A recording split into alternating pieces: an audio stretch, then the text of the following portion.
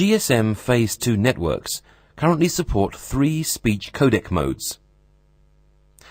Full-rate codec at 13 kilobit per second user bitrate was the first codec type used in GSM, with standard robustness on the air interface and network capacity.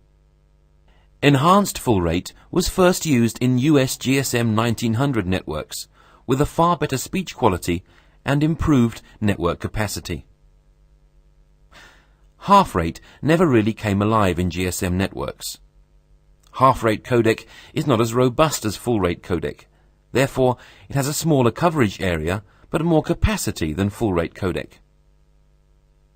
Adaptive multi-rate, or AMR, combines the advantages of all 3 legacy codec types. Bit rates between 12.2 and 4.75 kilobits per second are available to enhance network capacity if the air interface is not interfered, or to ensure EFR-like speech quality with superior link robustness.